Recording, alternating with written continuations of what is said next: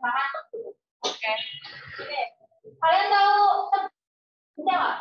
Yang punya kayak taman bola ya kan? Indonesia.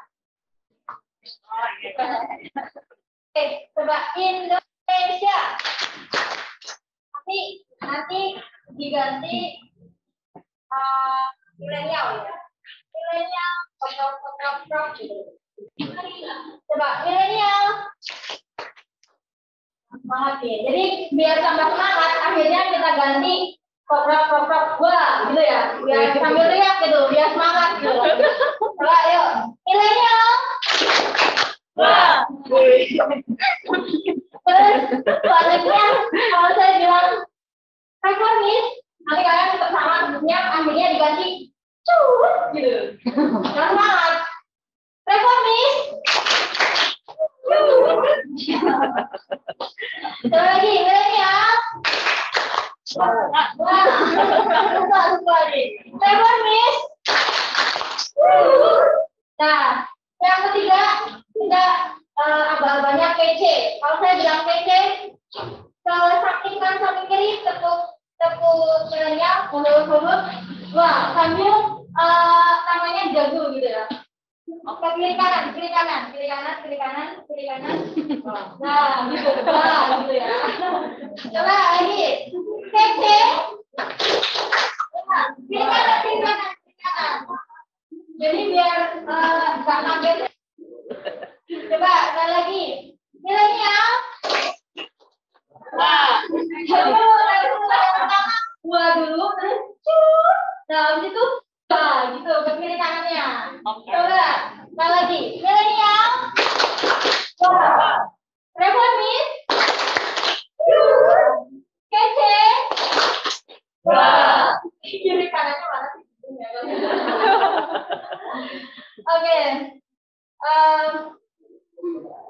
Alhamdulillah udah sedikit dari kalian ngantuk gitu kan. Sebelumnya terima kasih kepada Bunda Musdah Mulia yang beliau tidak bisa berkenan hadir di sini karena ada acara di Tasik sekarang ya Kak ya. Di Tasik. Kemudian terima kasih kepada narasumber kita ada Mbak Amel dan Iis dari komunitas Puan Hayati. Kemudian terima kasih kepada para tamu undangan yang sudah berkenan hadir pada pagi hari ini. Bersyukur kita berikan terima kasih kepada Tuhan karena sudah melimpahkan rahmat yang luar biasa bisa berkumpul di acara ini. Kemudian sebelum acara kita buka, mari kita buka acara ini dengan bacaan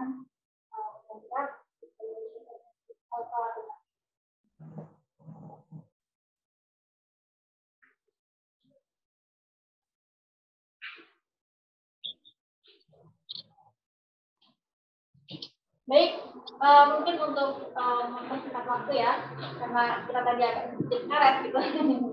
Kita langsung aja, biar kalian lebih mengenal lagi tentang Puan Hayati. Mungkin akan diambil alih oleh moderator. Karena dia sudah tepat berkenan. Oke, terima kasih MC. Assalamualaikum warahmatullahi wabarakatuh. Kira-kira kalau volume suara segini cukup ya? Oke, jadi memang kalau belum pakai mic nggak apa-apa karena kita lokasinya juga seperti ini. Semoga cukup dekat dan cukup terdengar juga. Saya ucapkan terima kasih kepada teman-teman semua ya udah effortnya pasti besar juga untuk sampai ke sini. Juga saya ucapkan selamat datang juga untuk teman-teman yang ada di ruang Zoom ya. Jadi kita juga ada peserta offline dan peserta online. Tentunya juga kepada Yayasan Mulia Raya, terima kasih atas dukungannya dan teman-teman panitia yang sudah berusaha untuk mewujudkan acara ini. Jadi kita hari ini mau belajar, tapi santai gitu ya. Kita formatnya ini talk show, ngobrol-ngobrol. Kalau nanti teman-teman punya pertanyaan, sangat boleh untuk disampaikan aja. Tapi nanti akan saya pandu di bagian Q&A nanti gitu. Jadi kita dengarkan dulu cerita-cerita nih dari dua narasumber kita. Yang pertama ada Kak Amel Wardani. Halo, boleh sapa dulu Kak? Hai. Jadi, nah ini Amel ini adalah wakil dari Presiden Milenial Reformis Jakarta gitu. Nah dia juga sebenarnya adalah kasih tahu nggak ya bocorin. Jadi Amel ini adalah lulusan ilmu hadis ya, Mel, betul nggak Mel? Ya, percaya nggak? Katanya Amel banyak yang nggak percaya kalau dia cerita dia itu lulusan ilmu hadis. Jadi kalau misalnya kita penasaran emang bener ya hadis tuh, misal kata hadis misalnya perempuan tuh harus di rumah misalnya gitu. Lah kalau kayak gitu kita kenapa ada di sini gitu ya? Masa kita nggak boleh di sini? Padahal kita mau belajar. Kita bisa nih nanti kita ngobrol-ngobrol juga sama Kak Amel. Kemudian ada yang kedua, Kak Isdiningsih. Ini aku takut salah nih nyebut namanya. Bener Kak? Kak Isdiningsih. Panggil Iis aja. Panggilnya Kak Iis aja Biar ya. lebih mudah. Biar lebih mudah. Kelihatannya memang masih muda kok, gitu. tenang aja Kak. Oke, jadi kita ada 2 narasumber. Kita akan bahas mengenai tentunya isu besarnya toleransi gitu ya. Akhir-akhir ini kita sering dengar ada banyak sekali masalah atau misalnya hal-hal yang menurut kita itu kalau ditelusuri ini gara-gara katanya intoleransi kayak gitu-gitu. Dan kita juga pengen tahu selain agama yang kita anut nih, yang sering dibilangnya prioritas gitu ya, punya kenyamanan, lebaran bebas, kemudian kalau misalnya sholat juga nggak harus panik-panik ada ancaman segala macam. Di selain kita tuh ada loh teman-teman lain yang punya kepercayaan tersendiri gitu, yang mungkin kita belum terlalu sering dengar gitu. Jadi kita undang juga tentunya dari organisasi namanya Puan Hayati. Seperti apa nanti kita bisa dengar langsung ya, kayak gimana sih kegiatannya apa, siapa aja yang terbuat dan sebagainya. Aku ingin persilakan untuk pertama narasumber yang pertama dulu ya. Boleh Kak Amel ceritain dong milenial reformis itu apa sih gitu. Dan kenapa penting? Kenapa ada sebutannya sendiri milenial reformis? Kalau kita dengarnya milenial doang selama ini. Boleh ya Kak Amel ceritain.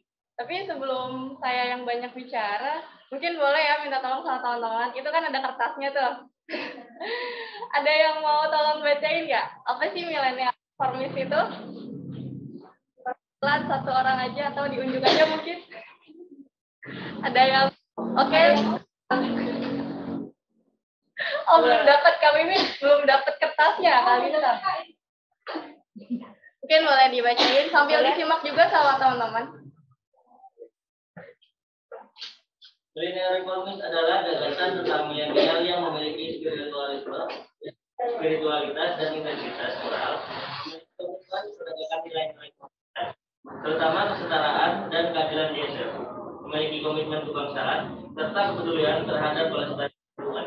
Nah, itu teman-teman. Jadi definisi dari milenial reformis itu seperti yang tadi Lintang katakan.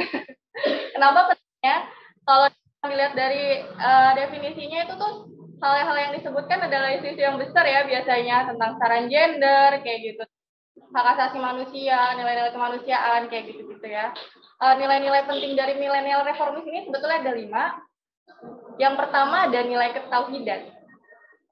Orang yang menganut agama Islam mungkin tahu ya. Jadi nilai ketauhidan ini mengedepankan spiritualitas, bukan formalitas, bukan masalah kerudung yang panjang dan lebar atau celana cingkrang, jenggot yang mencintai. Tapi itu juga nggak salah buat orang-orang yang menggunakan simbol-simbol itu nggak masalah. Cuma yang harus kita tekankan di sini adalah mengedepankan spiritualitasnya gitu, prinsip spiritualitas. Karena dengan kita menguatkan spiritualitas, output yang keluar adalah akhlak yang benar. Di hadis yang pernah dikatakan oleh Nabi Muhammad SAW, dia mengatakan bahwasanya saya diutus untuk menyempurnakan kemuliaan akhlak. Nggak disuruh diutus buat masukin orang ke neraka atau ngedata orang masuk neraka, karena bukan panitia neraka Nabi. Jadi nunjuk-nunjuk semua ini masuk neraka ini nggak boleh ya Kak? Oh nggak boleh. Ajarin ya? Iya nggak boleh. Terus yang kedua ada nilai kemanusiaan. Nilai kemanusiaan ini semua agama saya yakin berakhir upaya-upaya memanusiakan manusia. Karena memang hal itu adalah yang sangat penting ya. Ada juga satu hadis yang menceritakan tentang seseorang. Jadi Nabi itu bertanya kepada seorang sahabat, seorang itu bangkrut, kan? Hartanya habis gitu, miskin. Oh bukan, kata Nabi. Lalu apa? Kata orang yang bangkrut itu adalah orang yang ketika nanti dia membawa daftar amal, dia sholat, puasa, zakat, tapi dengan waktu yang bersama dia juga membawa daftar orang-orang yang dia zalimi. Jadi ketika nanti dia sudah menghadap Tuhannya nih, dengan pedenya, dokter pahala gue udah banyak. Tahu-tahu pas kata, oh dateng nih, orang-orang minta keadilan lah sama Tuhan. Dia dulu menzalimi saya, dia dulu merampas hak saya, dia dulu menumpahkan darah, dia dulu memfitnah saya. Itu tuh orang adu. Mengganti oper lah ke orang yang dizalimi. Habis. Gila. Habis ya akhirnya orang yang dari hadis itu ambil hikmah bahwa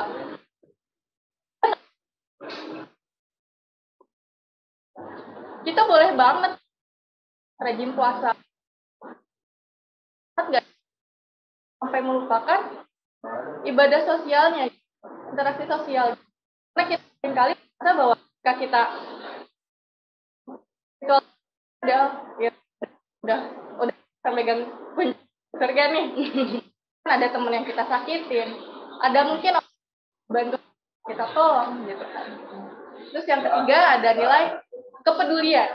Jadi milenial ini mencoba menumbuhkan empati karena ya susah kan, nyambung masih ada yang buat bisa peduli sama orang tuh susah. Tanamkan di dalam hati kita dan melihat orang lemah tertindas, berarti kan hati kita langsung tergerak ya, tergerak untuk membantu. Gitu. Gak mikir-mikir lagi. Dan ada juga satunya dari sufi besar di Persia. Dia menceritakan seorang tabiin bernama Al-Mubarak kalau nggak salah. Jadi beliau ini, tabiin ini, orang yang terkenal dermawan, terus pedagang kaya. Jadi dia tuh sering naik haji ya, bolak-balik, nggak sekali 2 kali doang tuh. Sering banget. Dan pada satu ketika dia naik haji tahun itu, dia tertidur di masjid. Dia bermimpi melihat malaikat yang sedang berdialog. Yang satu malaikat bertanya, berapa jumlah jemaah haji hari ini? Tahun ini ada 6 ribuan. Tapi kata malaikat yang satunya lagi, semua jemaah itu nggak diterima amal ibadahnya. Nggak mabrur lah ya bahasanya. Terus dibilang lagi, tapi ada satu yang ibadahnya, keberkahan dia ini membuat ribuan jemaah tadi nggak diterima. Itu di Al-Mubarak itu langsung dia terbangun. Orangnya kan orang di dalam mimpi itu dikasih tahu gitu orangnya siapa, itu tuh orangnya di Damasnya Al-Muwaffaq. Dia akhirnya ketika dia sudah pulang dari haji, orang yang tadi disebut oleh itu, dia penasaran 6.000 orang dia orang yang nggak diterima jadi diterima. Apa yang kamu lakukan haji ini sehingga keberkahan kamu bisa diterima gitu kan? Terus Abu Bakar terkejut,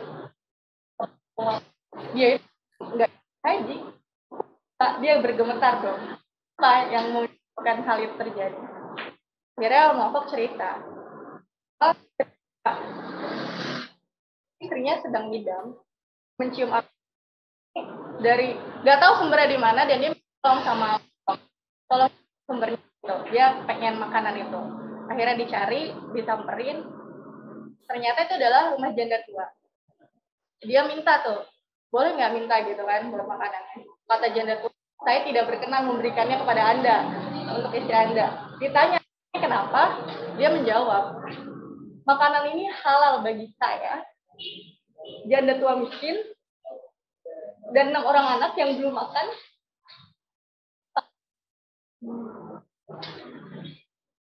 Saya jadi emosional ya. Tapi tidak halal untuk kamu dan istrimu, karena kamu masih punya pilihan lain. Makan itu. Di situ aku pun menangis. Akhirnya dia langsung pulang. Dia punya keinginan untuk uang yang dikumpulkan untuk naik haji, diniatkan untuk diberi semuanya kepada janda miskin itu. Jadi Al-Muwaffaq ini sebenarnya ini tukang sol sepatu. Kebayang nggak sih tukang sol sepatu bertahun-tahun lamanya ngumpulin duit buat naik haji, nggak jadi, malah disebabkan buat janda miskin tadi ya. Nah, akhirnya dia minta kesepakatan dulu tuh sama istrinya, gimana boleh nggak boleh kan Ya udah dia datang lagi ke rumah janda itu, ngasih uang, semua uangnya semua buat janda miskin itu, biar apa? Biar si janda miskin dan anak-anaknya ini nggak kesusahan lagi, nggak makan lagi, karena itu tadi sampai makan, sebenarnya yang dia masak itu tuh bangkai keledai, makanya dia bilang itu halal untuk kami, haram untuk Al-Mu'affaq kan. Akhirnya dikasih, ya udah. Terus Al-Mubarak ini kan yang sedang mendengarkan ceritanya Al-Mu'affaq tuh dia juga takjub, saya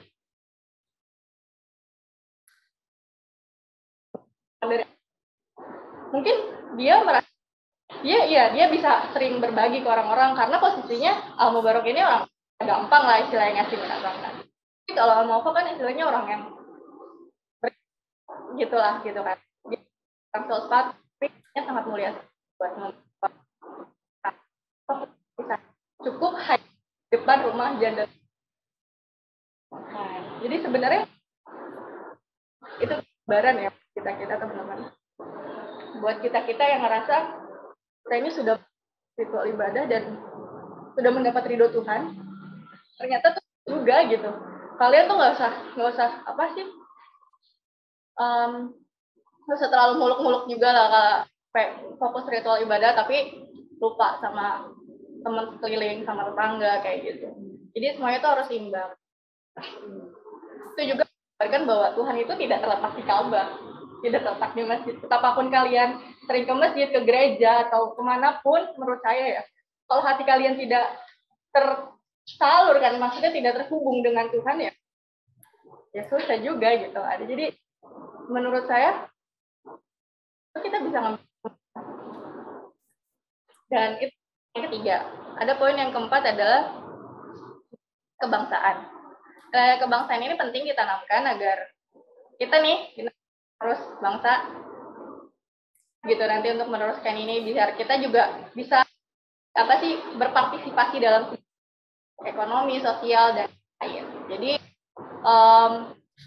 cinta kepada negara ini, tanah air ini seharusnya kita tanamkan sejak sekarang, sejak ini gitu kan. Ada yang kelima, nilai pada lingkungan. Nah, nilai kecintaan pada lingkungan ini juga penting banget ditanamkan untuk para milenial reformis.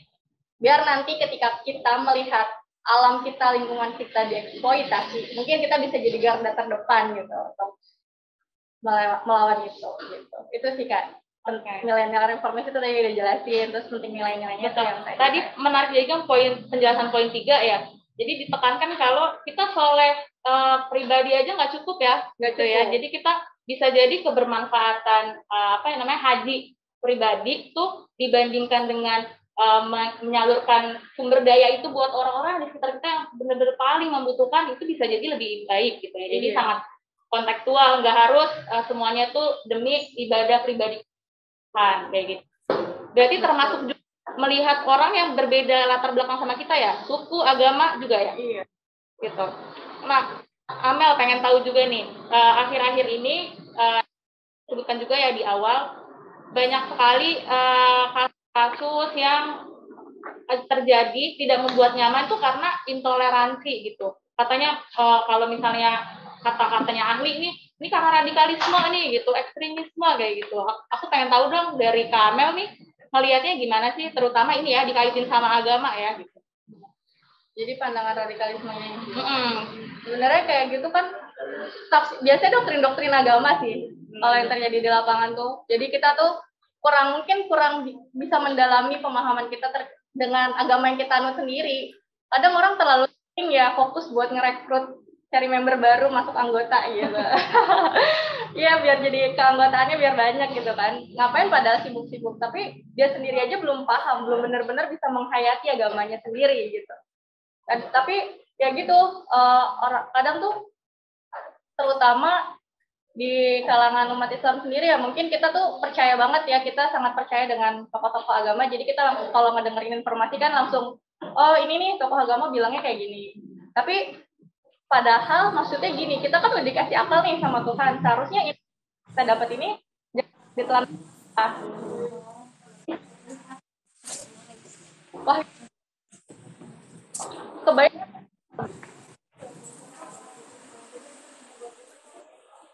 di Gua Hira nggak ada tulisan. Kan belum terbukukan juga itu Al-Quran. Kira-kira apa yang disuruh dibaca? Nggak ada. Bacalah, analisis di sekitar kita. Nggak sekedar firman Tuhan itu bukan sekedar Al-Quran, bukan firman Tuhan yang tertulis aja. Ayat-ayat Tuhan tuh banyak. Ada yang tertulis, ada yang tidak tertulis. Nah, untuk yang tertulis ini biasanya nih doktrin-doktrinnya kuat banget, tafsirnya banyak. Tapi kita tuh selalu saklek sama satu tafsir aja. Dan kita meyakini tafsir itu gitu. Padahal yang bunyinya tuh perang tuh boleh gitu-gitu ya kayak. Iya, itu padahal yang benar tuh gimana sih sebenarnya yang tepat? Kan konteksnya itu di mana dulu ayat itu diturunkan ketika. Jadi ada konteks ya teman-teman ya. Iya. Konteksnya tuh di mana dulu, kita juga harus tahu. Jadi untuk memahami Al-Quran ini juga, kalau menurut saya kita harus bisa memahami sejarah Nabi.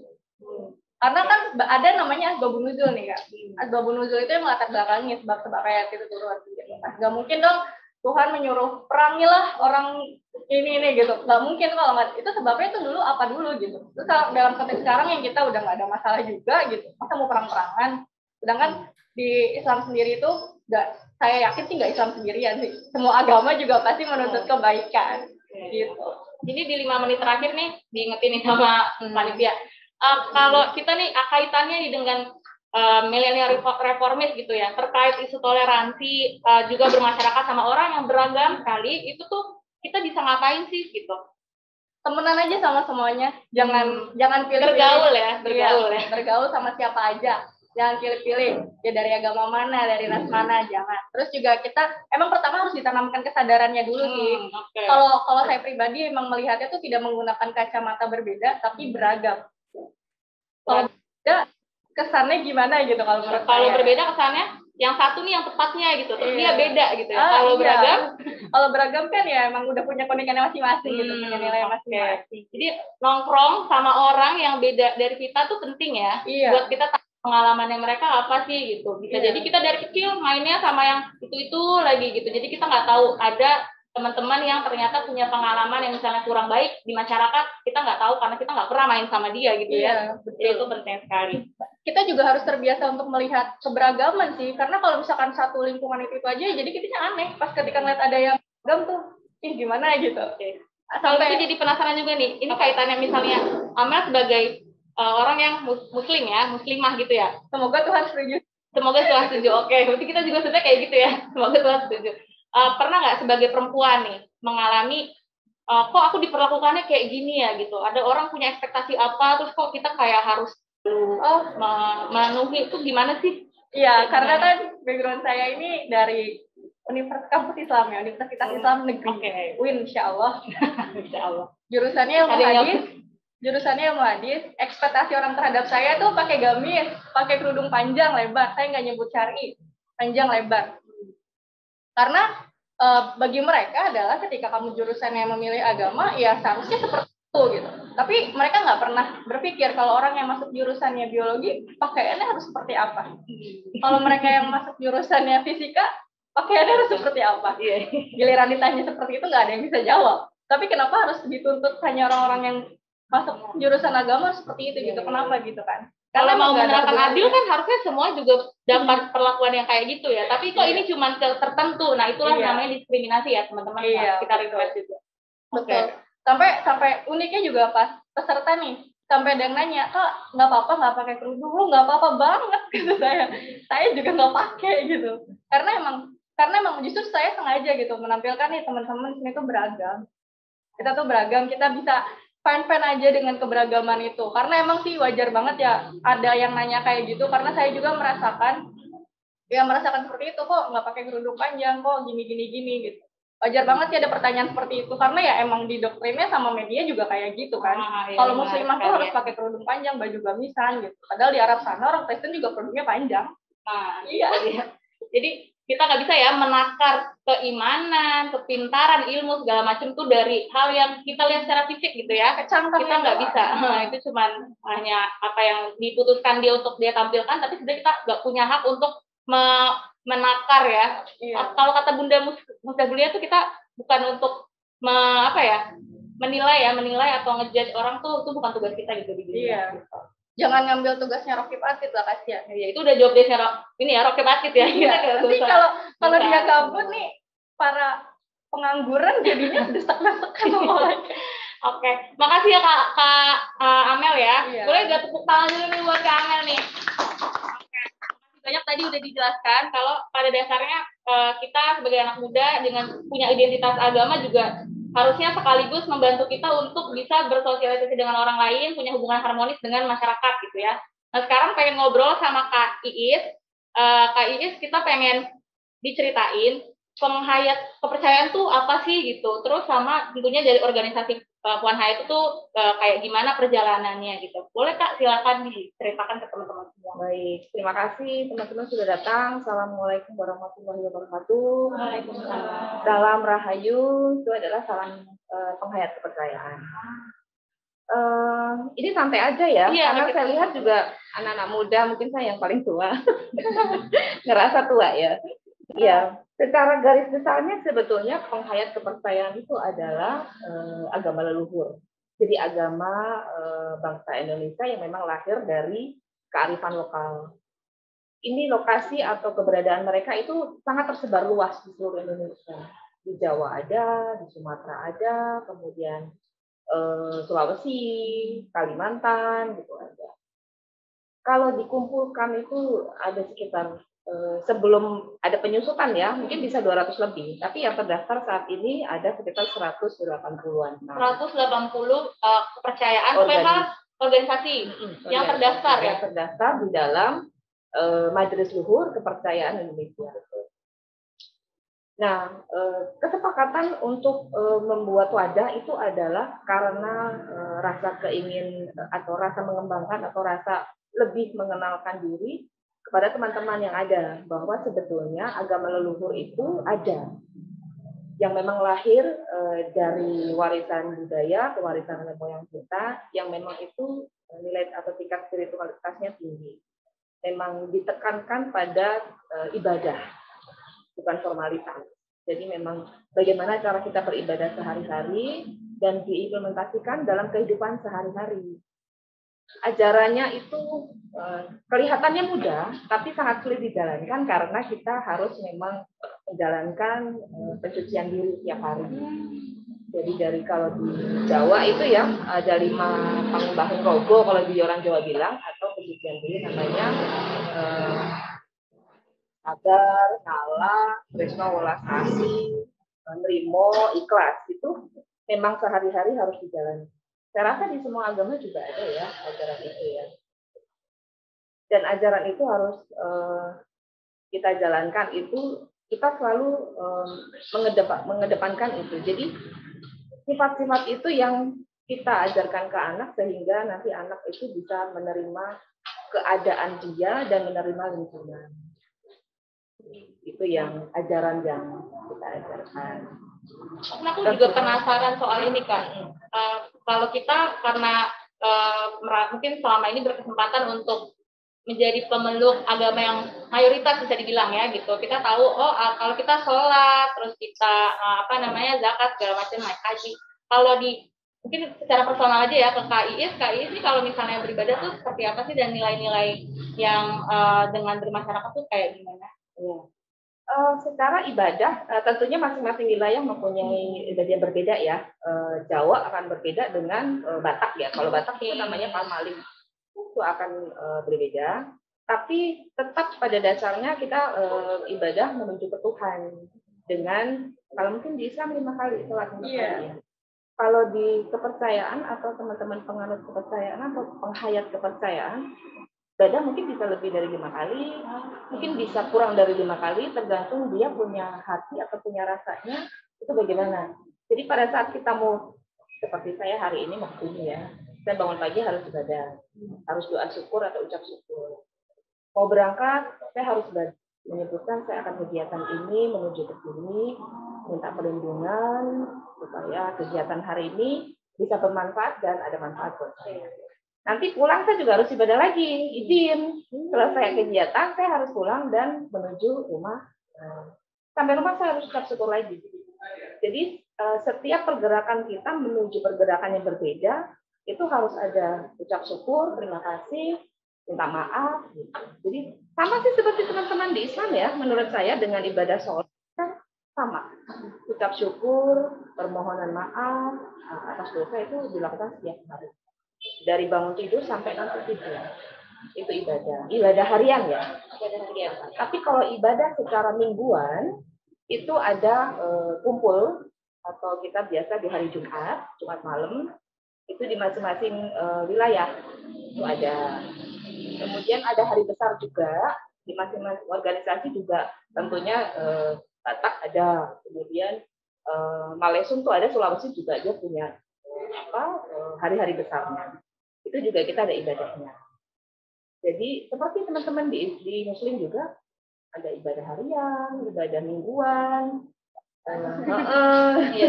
bulanan, tahunan. Jadi ibadah itu tidak bisa ditentukan dengan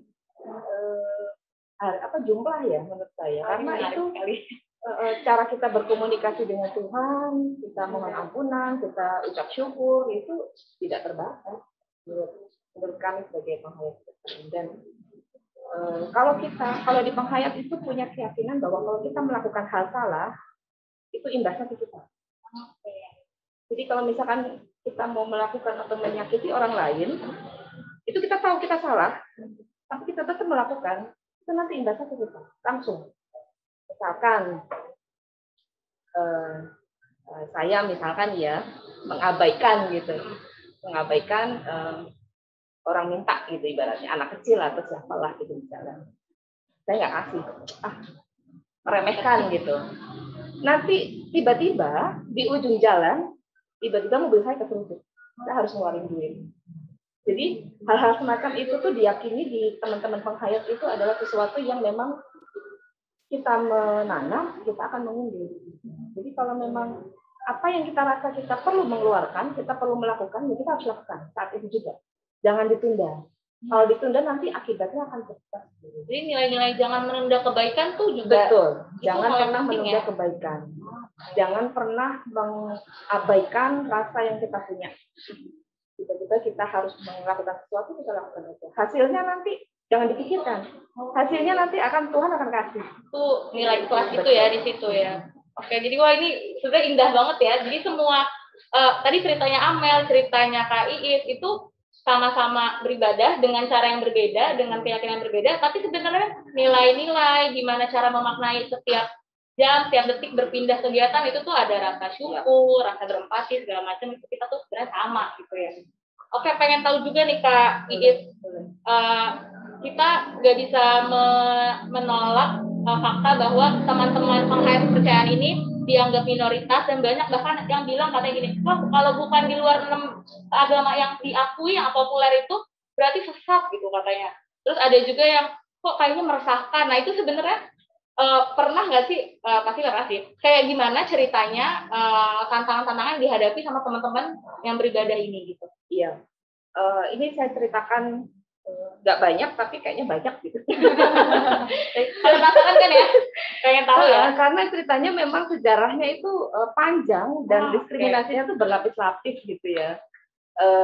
Cerita dari zaman penjajahan ke zaman dahulu kala, zaman Belanda, memang ciri khas penjajah itu kan seperti itu.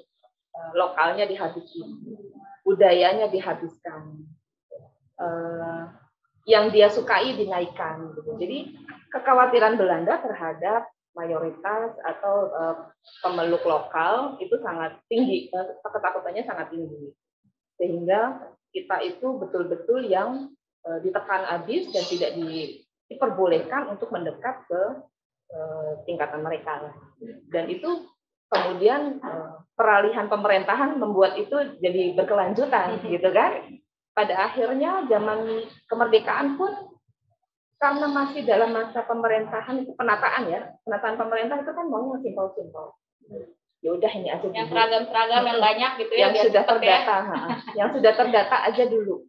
Yang belum terdata nanti belakangan. Dan itu kemudian jadinya terlupakan. Sehingga teman-teman dari penghayat kepercayaan ini menjalankan ibadahnya atau meyakini ibadahnya itu jadinya secara internal, tidak terbuka. Karena kalau terbuka nanti dia akan mengalami hal yang tidak diinginkan. Keberanian mereka untuk membuka diri itu dikhawatirkan nanti anak cucunya kena imbasnya, gitu. Sehingga pendataan menjadi sulit karena tidak adanya keberanian untuk menyampaikan. Jadi penyusutan teman-teman, jadi kan gini, tadi Kak Iis bilang kalau sebenarnya jumlah itu banyak banget dulu, tapi lama-lama menyusut itu bisa jadi karena itu ya, tantangan-tantangan yang dihadapi ya. Jadi secara di wilayah ya, di daerah itu bukan hanya pemerintah atau instansi lembaga yang dulu memang tidak mengizinkan, secara internal atau secara lingkungan pun juga sangat saya nggak berani bilang diskriminasi, tapi memandang sebelah mata gitu. Jadi mungkin sekarang dibilang diskriminasi. Jadi dulu seperti itu. Jadi kalau ada orang yang tidak sama, itu dia sesat. Ditambah dengan film-film yang susana. Udah, film-film yang memang ini tidak menyalahkan film ya maksudnya. Karena memang mereka perlu mengangkat hal-hal yang menarik menurut mereka. Jadi dia lupa sisi-sisi secara etika bahwa ada pemeluk atau penganut yang memang kepercayaan, sehingga mereka mengangkatnya sisi jeleknya. Sebetulnya pun teman-teman penghayat itu tidak seperti itu, maksudnya tidak menjalankan itu. Praktis mereka memang menjalankan ibadah menuju ke Tuhan.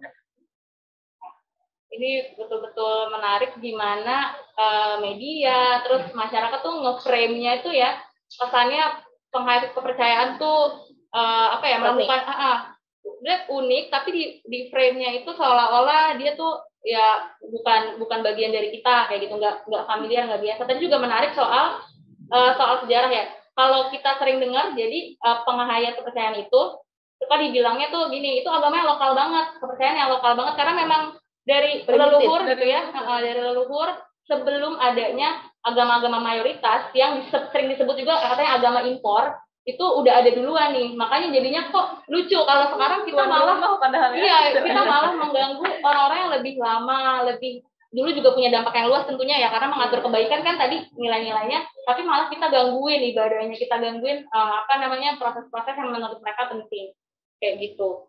Terus ini Kak pengen tahu juga, jadi kalau dulu itu kan belum pas aku SD nih dan tahu teman-teman aku juga, kalau ada pelajaran agama itu yang bukan muslim disuruh keluar kelas ya nggak? Teman-teman ada juga, sempat ngalamin juga ya kayak gitu. Nah dulu pas masih kecil belum ada kesadaran ini pada kemana ya, mereka belajar juga nggak ya kayak gitu. Dan sebenarnya sekarang katanya di Permendikbud nih udah diatur kalau penghayat kepercayaan itu dia juga layak untuk dikasih ada gurunya juga sendiri kayak gitu. Pengen tahu juga nih ceritanya Kak Iis, ya itu penerapannya gimana ya, betul-betul nggak nih teman-teman kita dapat pelajaran agama juga kayak kita gitu? Sebetulnya keputusan MK ini latar belakangnya karena keprihatinan ya terhadap teman-teman penghayat dan generasi muda. Bagaimana ya membantu atau memberi pandangan bahwa percaya ini ada loh gitu. Itu caranya bagaimana? Kalau kita hanya berjuang secara satu sisi itu akan sulit. Sehingga teman-teman sepakat untuk mengajukan ke pemerintah bahwa kita perlu keputusan-keputusan secara konstitusional. Sehingga akhirnya diputuskan adalah MK nomor 97 PUU tahun 2016. Itu jadi pemerintah memberi hak atau menentukan, memutuskan atau memberi perintah ke seluruh instansi yang terkait untuk memberi layanan terhadap penghayat kepercayaan. Itu terkait dari dimulai dari KTP, elektronik KTP, kemudian layanan pendidikan, perkawinan, kemudian pemakaman, satu lagi pegawai negeri ya, PNS ya. Jadi beberapa nih perkembangan terakhir saya lihat atau saya dengar juga sudah ada yang masuk ke PNS. Kemudian yang sudah melaksanakan perkawinan juga semuanya. Ya masih pada tahap agak sedikit alot itu yang pemakaman. Karena kan pemakaman kan di klaster-klaster ya. Oh iya betul juga ya. Ini baru ngeh juga nih. Ini kalau nanti ada pemakaman, kan kalau populer kan ini TPU untuk khusus Muslim, ini gitu. Untuk Kristen. Kalau yang penganut kepercayaan itu kita harus pemakaman pribadi. Jadi berimbasnya panjang Betul. ya. Teman-teman tadi kita dengar penjelasan dari Kak Is, awalnya kan karena lebih efisien misalnya ngatur yang lebih banyak seragam, misalnya agama-agama mayoritas. Kemudian jadi kita mengeksklusi atau kita bikin kelompok tertentu tuh tertinggal karena kita malas ngurusinnya, itu berdampaknya sampai panjang sekali. Betul. Ternyata ya gitu. Tadi soal KTP juga Kak, boleh ceritain nggak perjalanan? Oh ya, Dulu KTP itu teman-teman kolomnya itu dikosongkan ya, bahkan sebelumnya juga nggak ada agama ya, bahkan nggak ada KTP nih dulu katanya. Gimana tuh Kak saya bawa ceritanya Kak? KTP-nya. Boleh kalau ada yang mau lihat? Boleh. Jadi begitu MK keluar, itu implementasinya tuh 2-3 tahun baru bisa berjalan karena memang sulit karena itu kan terkait online. Jadi permasalahan KTP itu karena sulit diterapkan karena kita sudah online. Kalau dulu sebelum ada online itu masing-masing wilayah bisa ngetik sendiri. Saya ngalami tahun bapak saya tuh tahun berapa ya? Saya SD kalau nggak salah, SD atau TK gitu. Itu KTP kepercayaan sudah bisa karena masing-masing wilayah atau masing-masing kelurahan bisa mengeluarkan dengan ketikan. Jadi kalau misalnya kita ngaku kita agama apa bisa. Kalau berani ya gitu, tapi tidak semua orang kan berani. Itu kemudian menjadi bermasalah begitu semua sistem menjadi online karena harus semuanya terpusat kan. Nah, begitu terpusat dan kita belum diakui, ada perubahan. Jadi semua seluruh Indonesia harus berubah kolom-kolomnya. Itu jadi take time, maksudnya perlu waktu gitu untuk menambahkan kolom itu. Kita bisa ambil KTP ya. Jadi refresh lagi perjalanan si KTP ini ya. Dulu penghayat kepercayaan nggak dapat, nggak bisa dilayani ya untuk bikin KTP, akte segala macam. Karena tadi agamanya itu luar yang 6 yang diakui atau disebut dengan mayoritas itu. Terus kemudian ada jadi teman-teman organisasi kalau mbaknya kan mengajukan gugatan ke MK untuk harusnya boleh juga dong kita punya identitas sebagai hak sipil gitu ya, di kolom agama itu diisi penghayat kepercayaan. Oke, sudah dikabulkan ya tahun 2017 gitu. Tapi itu kalau kita kan tulisannya agama Islam. Nah, kalau yang tadi itu jadi bukan agama ditulisnya, kepercayaan. Terus diisinya kepercayaan terhadap Tuhan Yang Maha Esa. Bisa jadi lebih lanjut ini menjadi diskusi sendiri lagi ya. Apakah itu sebenarnya cukup gitu? Memang itu progres, tapi apakah itu sudah cukup adil gitu? Itu juga nanti pasti bisa bahasan sendiri lagi. Jadi prosesnya dulu sebetulnya dikosongkan. Tadinya agama / kepercayaan.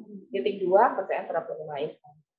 Kemudian ada pihak yang tidak setuju bahwa kepercayaan tidak boleh sejajar dengan agama. Saya tidak mau nyebutkannya karena itu secara politik ya. Kemudian kita mengajukan lagi bahwa ambil jalan tengah lah, mana yang lebih baik.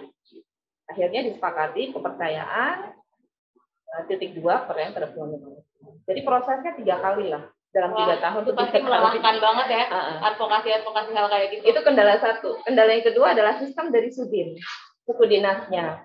Suku dinas itu tidak semua itu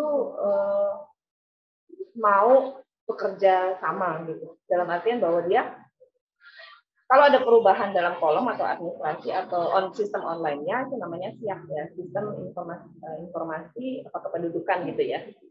Itu SIAK-nya itu mereka karena mungkin terbiasa dengan SIAK yang lama atau sistem yang lama, software yang lama. Otomatis kalau ada yang mengajukan kepercayaan, dia harus mengubah sistemnya, upgrade komputer atau sistem baru. Itu tidak semua Sudin mau melakukan itu. Yang nggak banyak orang tersebut. Lagi-lagi jumlah konsep minoritas mayoritas dijadikan pengambilan keputusan yang ini penting atau enggak. Sebenarnya ya itu bahaya juga ya kalau mau adil yang betul-betul adil. Sebenarnya kan harusnya perlakuan yang harus dilakukan tuh yang memang dan pengakuan kita gitu. Ini menarik sekali dan juga beberapa kali datang ke kepala Sudinnya untuk konsultasi dan untuk minta dibantu, dipantau, sehingga teman-teman penghayat ini bisa mendapatkan nantinya. Kalau tidak sulit ya, karena KTP itu kan sangat vital. Bagaimana kita harus ke rumah sakit juga harus BPJS, layanan keuangan, semuanya. Kuncinya dari KTP. Betul. Emang uniknya gitu sih ya, manusia tuh jadi mendadak ambil perannya Tuhan. Ya. Udah agama nyanyi aja. Iya. Kita ditugasin sebenarnya jadi hamba, udah job desk-nya hamba, malah nambah-nambah lagi nih. Iya. Jadi Mampunya Tuhan. nilai hakimi dan sebagainya itu semoga kita terhindar ya dari perilaku tidak adil seperti itu. Sebenarnya kita masih punya 5 menit lagi Pak. Ini soal jangan soal peristiwa misalnya pengeboman kemarin. Iya, itu sangat disayangkan ya, karena memang sebetulnya lagi-lagi perempuan ya. Iya, Perempuan itu memang sangat riskan untuk mudah dipengaruhi ya, karena memang ya itu tadi ketidakmampuan untuk menyuruh mengajak perempuan itu berani ya. Ketidakmampuan untuk mengatakan bahwa saya nggak suka, saya nggak mau. Itu yang budayanya kita betul, juga begitu. Budaya itu yang membuat kemudian perempuan itu selalu jadi korban dan adalah saat jadi teman-teman ada rasa minder sih enggak, tapi rasa ketidakpercayaan diri timbul. Itu satu. Yang kedua, mereka merasa bahwa kalau bertemu dengan teman-teman yang beragama pasti yang ditanyakan adalah mengenai Alkitab. Satu. Yang kedua, nabi, rumah ibadah. Sementara itu tiga itu kita tidak terlayani. Kalau Alkitab, karena kita leluhur kita itu menuliskan Alkitab, menuliskan ajaran, itu tidak melalui kesepakatan atau buku, tapi melalui ajaran lisan. Ajaran lisan kemudian dituliskan melalui prasasti, lalu melalui sikap-sikap dan karakter yang ditanamkan ke anak cucunya, sehingga tidak dibutuhkan. Leluhur kita selalu mengajarkan bahwa alam semesta dan isinya ini adalah Alkitab kita yang selalu bisa dipelajari tanpa ada hadisnya. Pembelajaran sehari ada. Seperti saya belajar datang ke sini. Saya datang ke sini, saya belajar jalan. Bagaimana kita mempunyai sesuatu. Ini udah ada yang terharu nih teman kita ini, saya juga nih. Mungkin kalau dicek-cek di buka maksudnya nih kayaknya ada yang udah nangis nih jangan-jangan. Jadi gitu ya pelajaran. Saya datang ke sini juga saya berdoa dulu. Teman-temannya saya ketemu teman-teman ini nanti akan teman-teman yang seperti apa. Saya minta petunjuk juga bahwa saya belum ketemu teman-teman yang ada. Tapi saya mempersiapkan dari semalam, saya nggak tidur. Kemarin saya nggak tidur supaya saya bisa lebih mengenal nih teman-teman yang di sini nanti bisa menerima yang saya ucapkan dengan positif dan tidak negatif. Ya. Itu satu. Yang kedua, perjalanan ke sini sih harus meskipun ke sini saya cuma sebenarnya 15 menit, saya 2 jam di jalan. Karena saya harus mempersiapkan semaksimal mungkin supaya persiapan saya tidak mengecewakan. Jadi jangan sampai saya datang itu teman-teman yang datang tuh kecewa. Ngapain udah saya nggak ada isinya. Jadi betul-betul setiap kegiatan tuh harus dimaksimalkan. Dirasakan, dihargai ya Kak ya. Iya. Oke, tadi pertanyaannya bagus banget ya dari Iqbal ya. Oh, terus teman-teman di Malesung itu saya ada Pak Iwan di sana. Itu kesulitannya mungkin karena itu tadi mereka harus teman-teman di sana memang harus sangat banyak belajar. Mungkin pemahaman mengenai payung hukum penghayat kepercayaan harus terus dipelajari karena memang kita sudah ada payung hukum. Kalau masing-masing atau teman-teman penghayat sudah punya atau sudah pegang payung hukum dan sudah paham, mereka akan sangat bisa ketemu dengan teman-teman agama lain untuk menceritakan bahwa kita tuh ajarannya seperti ini, payung hukum dari pemerintah seperti ini, dan kita sangat diakui dan dilindungi. Betapa pengakuan legal tuh penting banget ya untuk kehidupan sehari-hari ya. Jadi kalau ini kita sebagai milenial reformis, kalau kita tahu oh sekarang lagi ada advokasi, misalnya RUU PKS lagi ada ini, kita kadang suka kenapa sih tiap hari heboh banget soal ini ya itu tadi. Jadi pengakuan secara legal, terus pengakuan pemerintah itu tuh berdampak banget untuk kehidupan sehari-hari. Makanya apa yang menurut kita baik dan kita pelajari lebih dalam, kita perlu mendukungnya gitu. Terima kasih nih untuk Iqbal yang udah bertanya di Sulawesi Selatan. Aku ingin memberi kesempatan juga di teman-teman di sini. Ada lagi yang ingin bertanya selain Lintang? Boleh apapun yang penasaran soal penghayat kepercayaan atau tentang nilai-nilai reformis, boleh sekali untuk ditanyakan. Oke, silakan sebutin namanya ya sama pertanyaannya. Terima kasih atas waktunya. Nama saya Ais. Mungkin agak berbeda huruf aja sama Kak Is. Oh iya, depannya A ya. Iya. aku tertarik banget nih sama diskusi kita hari ini. Tadi sebelum mulai diskusi aku sempat lihat Instagramnya Puan Hayati. Oh iya. Di situ ada informasi tentang KTP ya, yang tadi juga saya sampaikan bahwa pencantuman kepercayaan itu sudah ada dasar hukumnya dari putusan MK. Jadi selama 3 tahun kebelakang bahkan sampai tahun ini ada masih banyak penghayat kepercayaan yang belum bisa dicantumkan di KTP-nya. Masih ada yang dikosongkan atau masih ada yang bahkan saya tadi jelas mungkin dari dinasnya belum diperbaharui. Pada akhirnya dicantumkan agama tertentu gitu. Jadi asal dicantumin aja gitu. Nah itu ada nggak sih kan upaya hukum untuk mewujudkan putusan MK itu agar semua penghayat kepercayaan bisa mendapatkan haknya? Iya, aku boleh ulang sedikit ya, takutnya kurang terdengar jelas. Jadi pertanyaan dari Ais ya, yang namanya beda satu huruf dari Ais. Oke, jadi pertanyaannya itu, kan tadi disebutin kalau bikin KTP sekarang udah boleh harusnya udah boleh dicantumkan sebagai penghayat kepercayaan. Tapi ada juga yang terkendala karena sistem gitu di masing-masing wilayah misalnya. Nah sebenarnya kepastian hukumnya tuh jadinya gimana gitu, atau ada usaha apa, atau gimana nih akhirnya mengatasi hambatan-hambatan ini gitu. Boleh Kak Iis silakan dijelaskan? Iya, untuk teman-teman yang memang belum bisa, kita secara kolektif membantu mereka, karena memang kembali lagi di kebijakan setempat. Apabila memang setempat itu tidak bisa mengeluarkan KTP yang sudah tertulis kepercayaan, kita akan naikkan ke provinsi. Jadi kebijakan di wilayah tidak bisa, kita coba naikkan ke provinsi. Jadi itu advokasinya. Teman-teman Puan Hayati kebetulan juga masing-masing wilayah juga membantu bagaimana teman-teman untuk mendapatkan layanan KTP. Sehingga penerbitan KTP tertulis kepercayaan terhadap Indonesia itu bisa dikeluarkan. Jadi memang kita tidak bisa memaksa sekali sistem di dinas. Pak harus ganti sekarang, nggak bisa. Karena memang itu sudah mereka punya alur pekerjaannya, kita harus pelan-pelan pendekatannya, kita harus punya solusi yang bagus, sehingga ini terlayani dan tidak menyalahkan yang lain. Itu yang kita lakukan selama ini di berbagai provinsi.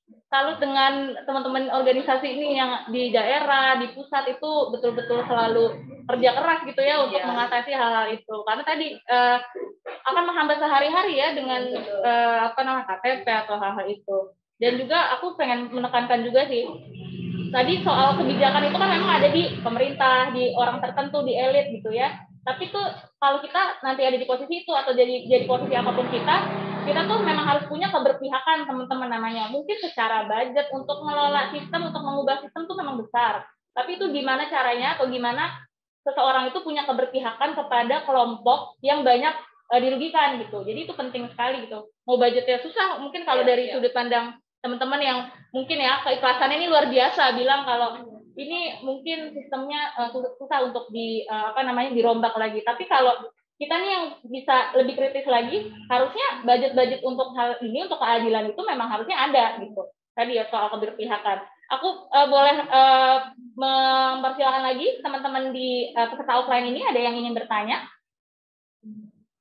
Tadi Ais cukup menjawab ya. Oke. Teman-teman ada yang ingin bertanya? Kalau ada pertanyaan yang online lagi ya? Iya, boleh. Boleh di ini kayaknya dikunci lagi ya? Aku bacain aja ya? Boleh dibacain aja. Saya Pandu Ramadan ingin bertanya, masih soal kepercayaan. Di Pulau Jawa juga kan ada yang namanya kepercayaan kejawen. Nah, mengapa kadang kedua hal ini bercampur aduk antara kejawen dan Islam? Dan terkadang ajaran agama Islam terseret untuk mengikuti nilai-nilai ajaran kepercayaan kejawen tersebut. Gimana nih Kak Iis untuk menjelaskan? Terima kasih Kak. Siapa tadi? Siapa pertanyaannya yang memberikan? Pandu. Okay. Mas Pandu. Lain ya. Ya, kembali lagi kita melihat sejarah ya, bagaimana Sunan Kalijaga membuat lokal dan muslim itu bersinergi dengan adanya wayang, kemudian dengan budaya, percampuran budaya dan ajaran agama itu kemudian tidak menjadi perbedaan, tidak menghilangkan ritual atau adatnya, budayanya pun tidak menghilangkan ajaran. Kalaupun teman-teman bisa melihat apa yang dilakukan Sunan Kalijogo atau Sunan Kalijaga itu sebetulnya sudah terjawab. Kenapa kemudian teman-teman muslim atau teman-teman kejawen itu tidak bisa terpisahkan? Ya karena memang itu sudah kehidupan sehari-harinya seperti itu. Budaya Jawa, ya karena memang ada di Jawa. Jadi kejawen dan muslim itu sebetulnya memang bersinergi.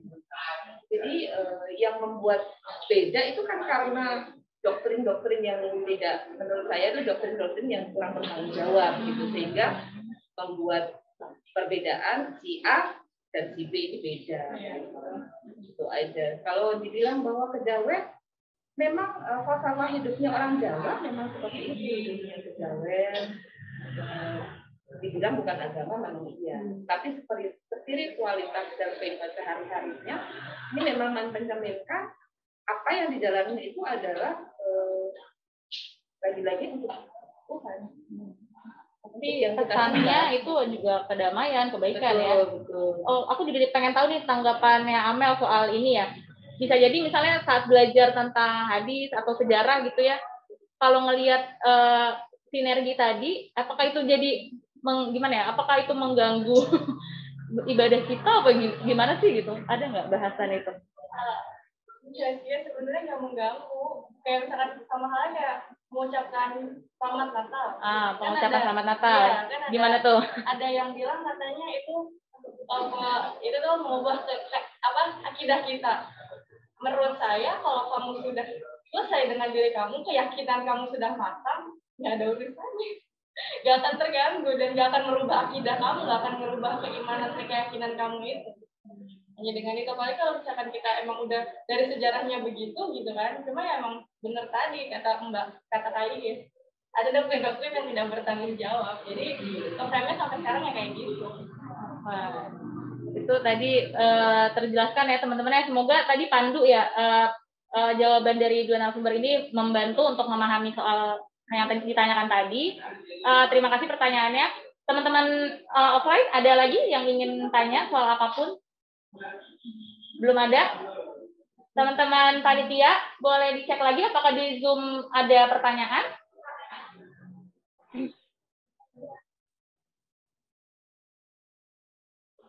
Memang sifat dari orang Indonesia memang hidupnya berdampingan dan bergotong royong. Jadi secara tidak langsung tuh bersinergi setiap hari.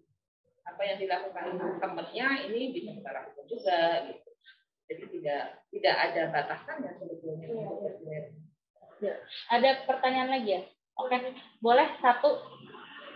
Boleh agak sini biar masuk suaranya, kecuali nggak di mute. Kalau nggak di unmute nggak apa-apa di situ kalian. Yang di sini juga boleh nanya kok. Iya. Asal nggak nanya rumah saya tinggal di mana. Iya silakan. Pertanyaan. Pertanyaannya dari Kak Ero. Saya Ero ingin bertanya, kalangan penghayat selama ini menjadi terpinggirkan karena dianggap tidak memiliki agama dan tidak mendapatkan haknya, padahal di pasal 29 UUD 1945 yang menyatakan bahwa negara berdasar atas ketuhanan Yang Maha Esa dan negara menjamin kemerdekaan tiap-tiap penduduk untuk memeluk agamanya masing-masing dan untuk beribadah menurut agamanya dan kepercayaannya itu. Mohon penjelasannya. Ya, boleh dijawab, Kak. Ini katanya ada kata-kata bahkan menjamin hak gitu ya, gimana tuh? Iya, lagi-lagi dalam undang-undang sudah menjamin hak semua warga negara yang tinggal di Indonesia ya, haknya. Pun juga yang tinggal di luar negeri pun juga selama dia WNI, segala haknya ditanggung dan dijamin oleh negara. Tapi secara praktek atau implementasi dalam kehidupan sehari-harinya atau di perjalanan prosesnya itu harus melalui perjalanan yang panjang ya. Jadi kembali lagi peraturan pemerintah tumpang tindih dengan aturan-aturan setempat, tumpang tindih dengan kepentingan politik gitu. Jadi kita sebagai warga negara, saya sendiri ya sebagai penghayat juga tidak bisa frontal terlalu banyak karena imbasnya nanti ke anak cucu. Yang kita pikirkan adalah anak cucu kita. Kita frontal tidak bisa seperti yang berontak itu tidak bisa. Karena itu lagi balik ke ajaran kita ya, bahwa kita hal memberontakkan sesuatu yang tidak, maksudnya tidak ada hasilnya kan percuma gitu. Jadi bagaimana caranya kita untuk berjuang? Ya berjuang udah melestarikan ajaran, melestarikan atau menanamkan ajaran kita, nilai-nilai budaya, bagaimana nilai-nilai budi luhur kita, karakter kita kepada anak-anak kita untuk menjadi karakter yang kokoh, yang cinta akan negara. Meskipun kita dibeginikan ya nggak apa-apa, nggak masalah. Yang penting anak cucu kita nanti dia tahu bahwa hal-hal yang diskriminasi ini perlu berjuang, dan berjuang itu tidak ada habisnya. Nggak harus perjalanan itu bukan tujuan yang kita tuju, tapi proses belajarnya atau proses perjalanan, keberhasilan setiap harinya. Itu yang kita tanamkan ke mereka, sehingga mereka jangan pernah lelah untuk berjuang, karena memang hidup itu cuma berjuang. Kemudian peraturan pemerintah seperti ini, ya ini kembali lagi bahwa pemerintah itu kan tidak hanya manusia, tapi ada politik, ada sistem yang kemudian banyak kepentingan di dalamnya yang kita harus pahami juga. Selain kita pahami ya kita sambil berjuang. Jadi tidak bisa berontak secara gratis, tapi kita harus berjuang untuk mendapatkan layanan secara maksimal. Paling tidak untuk anak cucu kita tuh kita bisa berjuang untuk mereka dan menularkan hal-hal yang baik untuk mereka, kepada mereka, untuk nanti generasi penerusnya. Sangat salut ya sama organisasi Puan Hayati, juga teman-teman yang mungkin di kota-kota lain. Jadi berjuang untuk dapat hak, tapi juga dengan sangat strategis ya. Dan juga tidak benar tadi nggak melakukan misalnya pemberontakan yang ujung-ujungnya tuh bikin merugikan banyak pihak gitu ya. Itu juga nilai, selain memang nilai agamanya seperti itu, juga ada perhatian di mana biar anak cucu itu terlindungi gitu ya. Nah ini saya jadi ingat juga gimana mungkin kita dengan agama mayoritas kita tuh masih sering merasa terganggu gitu ya, terus kemudian banyak kali aksi-aksi yang dilakukan dan akhirnya tuh berdampak sama orang-orang lain dan merugikan gitu. Nah itu menurut Amel gimana tuh Mel, kalau misalnya kita apa sih yang perlu kita fokusin gitu sebagai diri kita milenial gitu, kita juga punya identitas agama, melihat ini gitu. Seperti kejadian seperti itu gitu. Sebenarnya prioritasnya tuh apa sih sebenarnya harusnya atau idealnya ya kita bicaranya harapan gitu. Ya seharusnya apalagi buat kaum milenial reformis nih, kaum milenial. Seharusnya yang difokusin itu ya tadi kita mengedepankan nilai prinsip spiritualitas yang Mbak Kais juga tadi bilang bahwa kita tuh mengedepankan hal-hal yang baik itu ya, nilai-nilai baik di kehidupan kayak gimana, melihat alam seperti apa kayak gitu-gitu. Jadi ketimbang kita musuh kayak gitu atau merekrut orang, udah hayati aja agama kita, perdalam lagi, terus berbuat hal-hal yang baik yang outputnya tuh adalah kebaikan, bermanfaat untuk sama gitu, untuk semua. Karena kalau memang kita meyakini Islam itu rahmatan lil alamin, ya seharusnya kita bisa memberikan manfaat untuk semua ciptaan Tuhan tanpa terkecuali tumbuhan, hewan, dan tanpa melihat jenis kelaminnya gitu. Karena nyambungnya sama gender. Iya benar. Tadi Amel juga cerita yang di depan, penting banget untuk kita tuh berpartisipasi di berbagai bidang gitu ya. Iya. Berkontribusi misalnya dengan berilmu, dengan kuliah kita, jurusan kita bisa. Mau tahu dong, Amel kemarin kalau nggak salah riset skripsinya tuh tentang ini ya, tafsir hadis yang misoginis atau bahasa mudahnya. Jadi ada tafsir-tafsir yang akhirnya tuh menempatkan perempuan itu sebagai subjek nomor 2 gitu ya bahasanya gitu. Itu juga berarti menunjukkan interest kita tuh bisa kita dalami, nanti tuh dampaknya untuk masyarakat juga kayak gitu. Oke, sebenarnya kita masih punya waktu lagi untuk pertanyaan online atau bagaimana? Satu lagi? Atau mau gimana? Dibacakan? Boleh, silakan. Pertanyaan satu lagi ya teman-teman ya. Oke, semuanya. Ada suaranya? Boleh taruh di mic aja kali ya biar. Oh, tapi nanti gaung ya? Oh iya. Atau di situ nggak apa-apa deh. Nanti kalau nggak kedengeran kita ulangi lagi. Ada suaranya? Ya, ada Kak. Kedengeran Kak, silakan. Oke. Terima kasih untuk ilmunya yang begitu menarik gitu ya.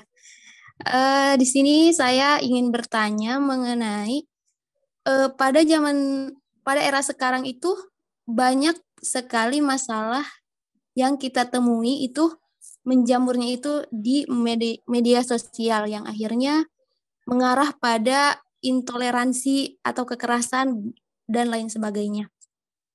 Nah, solusi apa yang akan ditawarkan oleh Kak Amel dan Puan Hayati terhadap konten-konten yang sangat minim gitu, konten-konten hoax yang sebenarnya itu banyak sekali disebarkan di media sosial.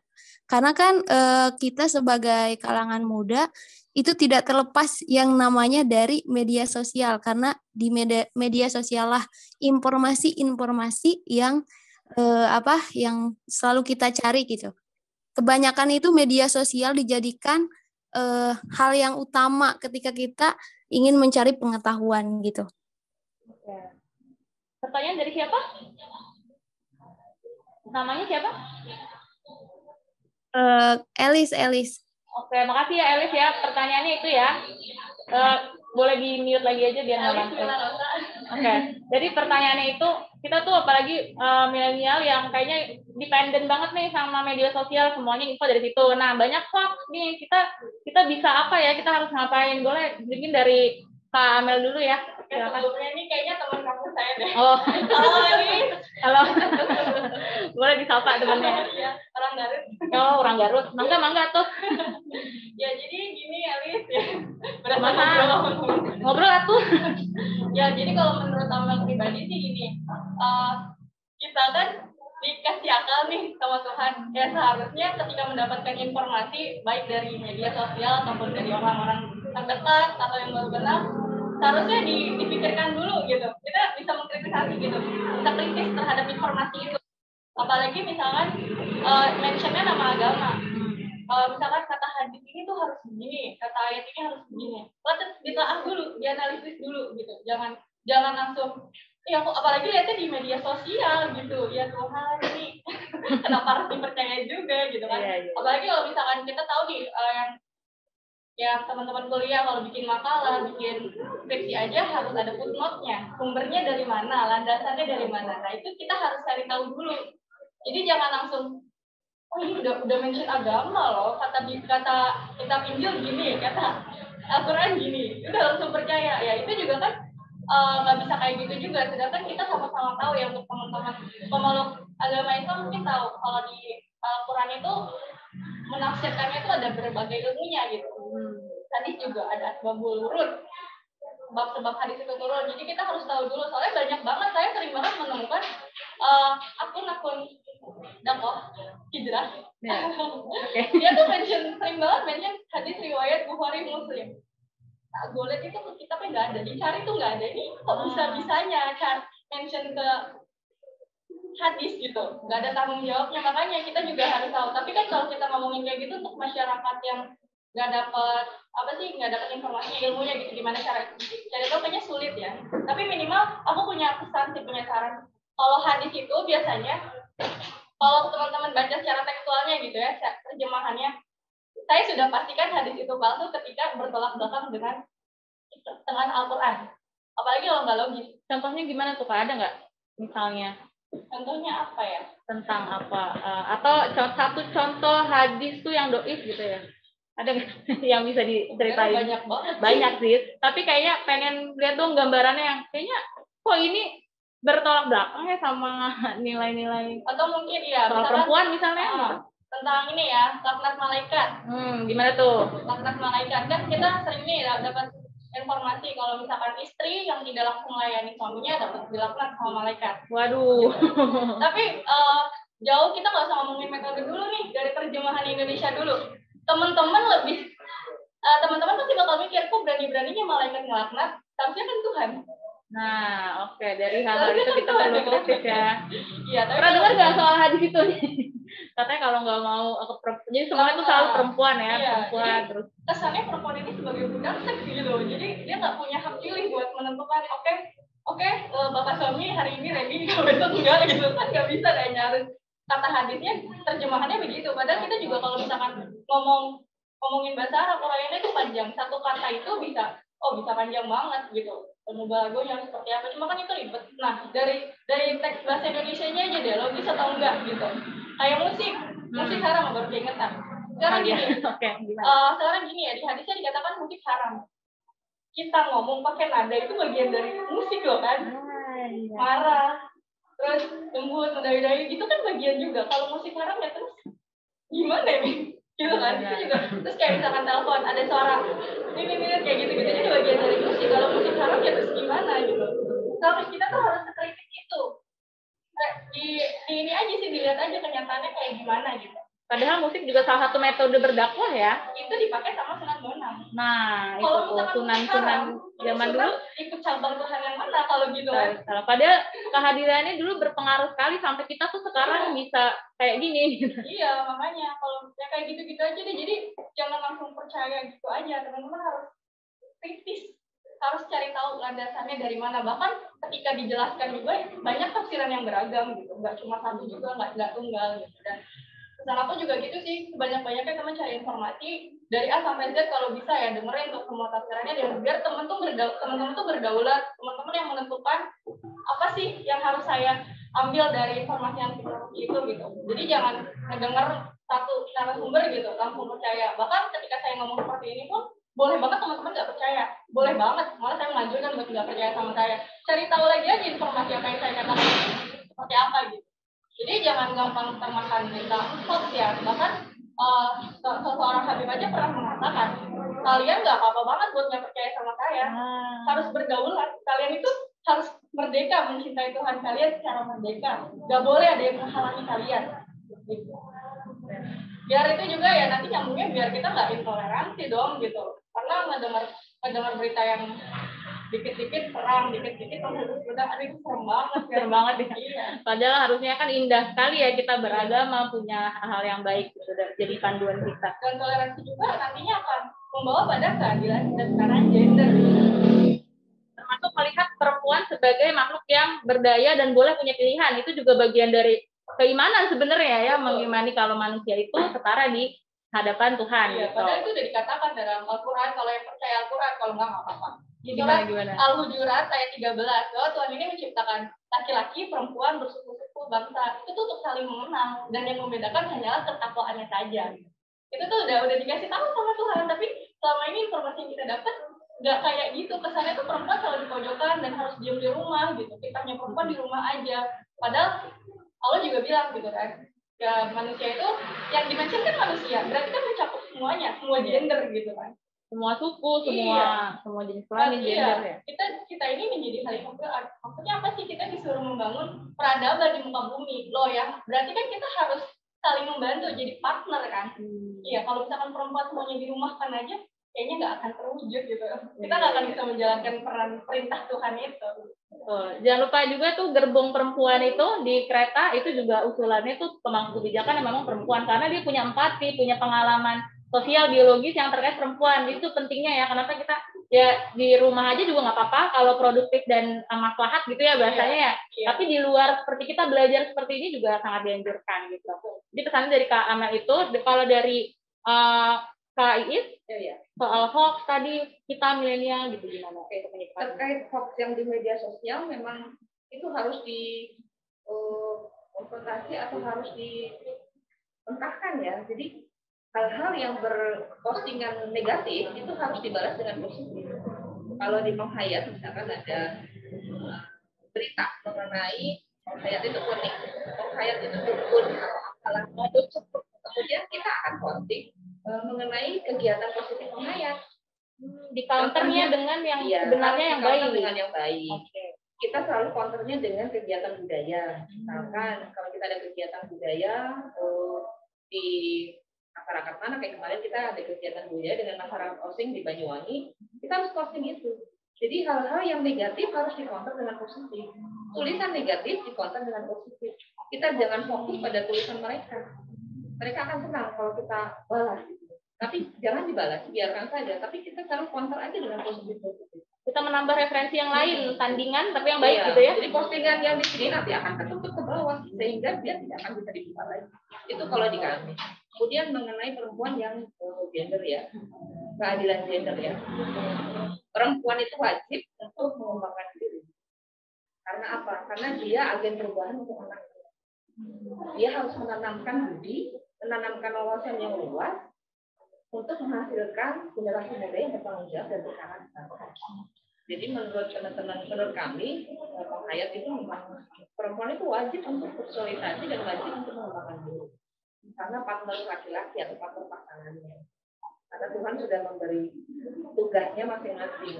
Suami menafkahi, istri melindungi, atau istri adalah sebagai perawat keluarga. Jadi sebenarnya bukannya istri lebih rendah dari suami, sejajar. Karena itu tadi tugasnya sudah seperti itu. Sejajar, setara dan berbagi peran ya. Jadi peran. Membesarkan anak segala macam itu juga bukan perempuan aja ya. Iya. Tapi dan walaupun berbagi peran ya perempuan juga harus belajar tadi ya kalau kata Kak Dian. Apalagi zaman sekarang ini globalisasi, perempuan wajib untuk tahu semuanya, termasuk media sosial.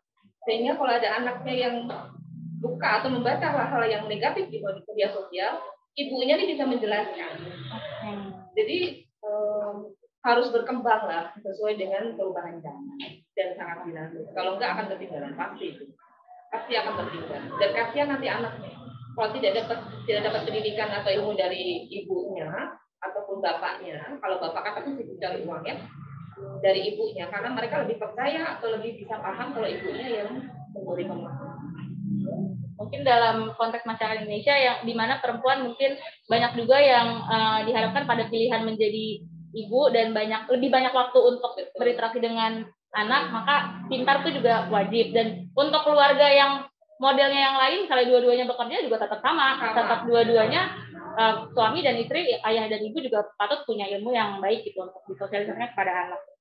Oke, kita udah ada di penghujung acara ngobrol-ngobrolnya. Sebelum saya kembalikan kepada MC, sekarang pengen dengar closing statement nih. Jadi kayak nggak afdol nih kalau talk show nggak ada closing statementnya. Jadi boleh nggak sih kasih beberapa boleh kalimat atau apa untuk kita ingat lagi gitu.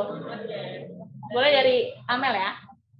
Kalau dari aku sih gini, seharusnya toleransi itu tidak didasarkan pada kamu meyakini agamamu, aku meyakini agamaku, tapi akulah yang paling benar.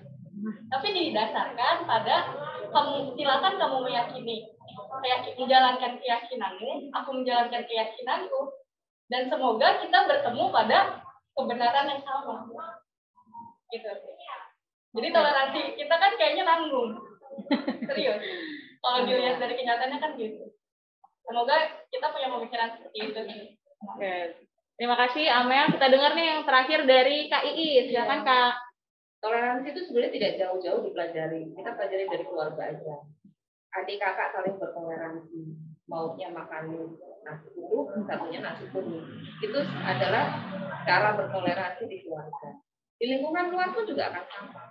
Bahwa keinginan kita berbeda itu sangat wajar. Karena Tuhan menciptakan hidup kita masing-masing. Dengan kepala kita masing-masing. Jadi teman-teman milenial sangat wajib untuk menggali lagi karakter dan jati diri masing-masing. Jangan malu, mengembangkan diri itu penting dan menanamkan cinta kepada bangsa dan negara itu wajib. Karena landasan kita Pancasila dan kebinekaan itu penting.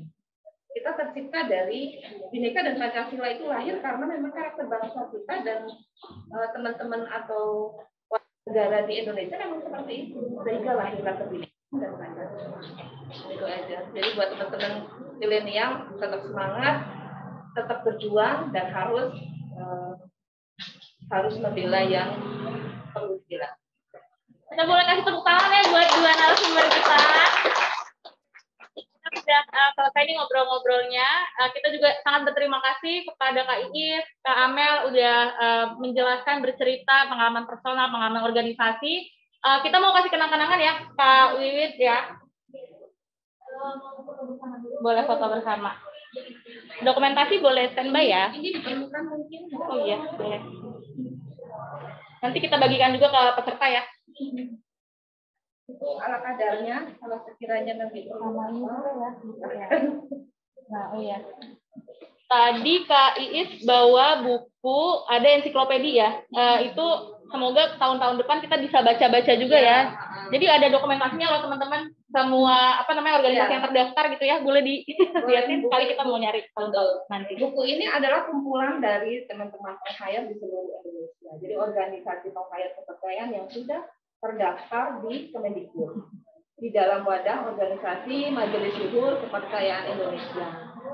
Sementara Puan Hayati Perempuan Penghayat Indonesia itu adalah organisasi sayapnya Majelis Luhur Kepercayaan Indonesia.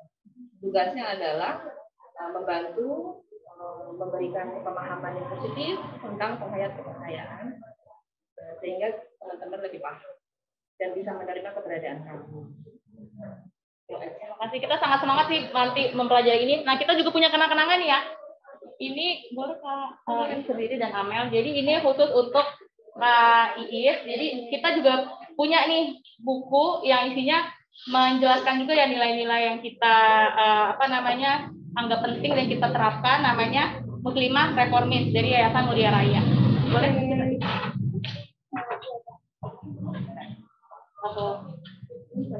nih? Ini dulu ya. Satu dulu ya. Yang ini dulu ya. Oh, begini Kak, begini boleh. Wah, repot nggak? Boleh ada di mana?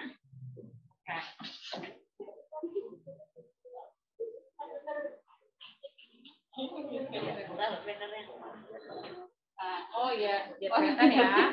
Sebentar, maaf.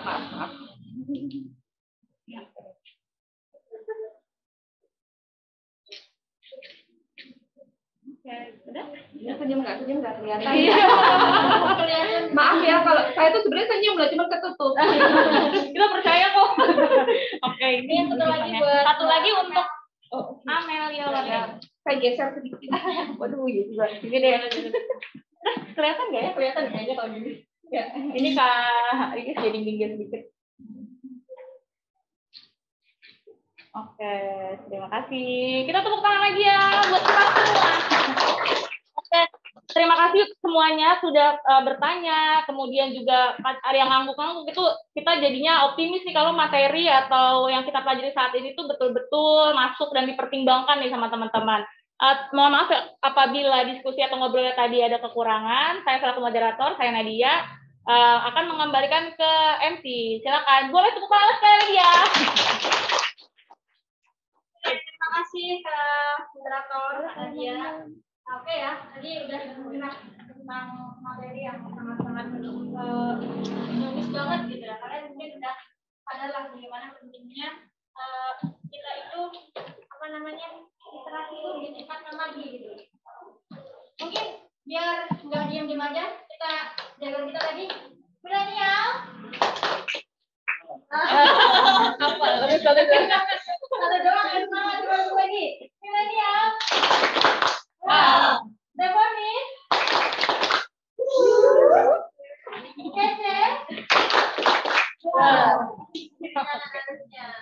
Oke, kita udah di penghujung acara.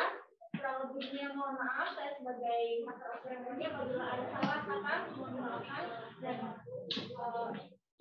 mungkin kita terima kasih kepada Wikipedia ya, Mbak Simpaka yang udah memfasilitasi kita dari awal sampai akhir acara ini ya kayak. Mungkin kurang lebihnya terima kasih. Assalamualaikum warahmatullahi wabarakatuh. Waalaikumsalam. Juga teman-teman di Zoom ya. Foto bareng, Mbak.